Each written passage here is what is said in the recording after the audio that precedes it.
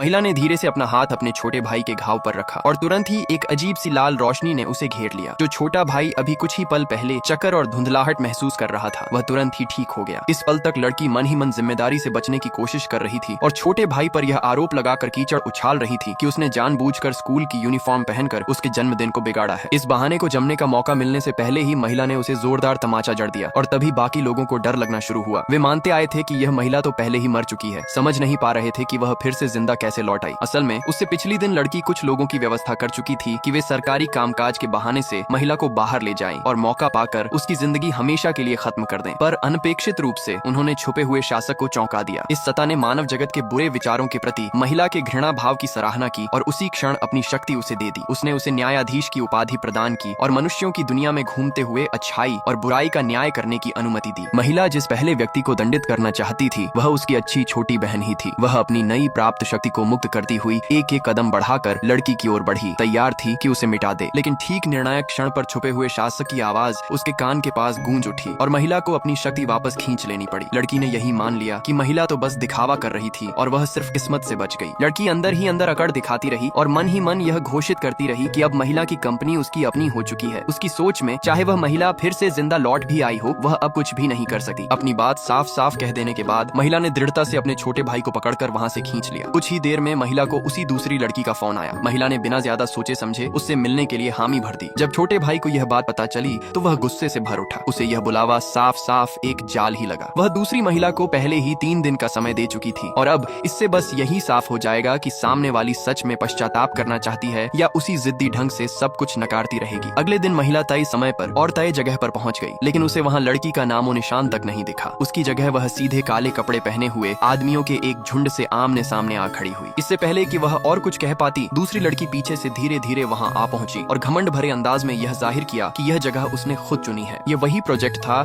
जिसमें किसी जमाने में महिला ने अपना जान लगा दिया था और अब वही दूसरी लड़की यहीं उसे दफन करने का इरादा रखती थी। ये घोषणा करने के बाद उसने हल्का सा हाथ लहराया और महिला को उन काले कपड़े पहने आदमियों के बीच घिरा हुआ छोड़कर तेज कदमों से वहां से निकल गई। इसी सोच के साथ उनके सरगना ने कमर की ओर हाथ बढ़ाया और अपने साथियों को लेकर उसकी तरफ झपट पड़ा। लेकिन अगली ही क्षण उनमें से कई लोग डर के मारे पत्थर बन गए, बिल्कुल हिलडुल भी नहीं सके। तभी जाकर उन्हें सचमुच डर महसूस होना शुरू हुआ। वे कांपते हुए यह जानना चाहते थे कि आखिर यह महिला वास्तव में है कौन। जब उन्होंने सिर उठाया तो उन्होंने देखा कि महिला एक न्यायाधीश का रूप धारण कर उनके सामने सिंहासन पर विराजमान है। देखते ही देखते उनकी गर्दन और पीठ से सारा बल जाता रहा और वे जमीन पर घुटनों के बल बैठ गए। तब महिला ने शांत भाव से उनमें से हर एक के अपराधों को गिनाना शुरू किया। वह दागदार आदमी निडर और लड़ाकू स्वभाव का था। अत्याचारी की मदद करके बुराई करता रहा, अक्सर अमीरों के लिए अपनी जान दांव पर लगाता और इस तरह निर्दोष लोगों की मौत का कारण बनता रहा।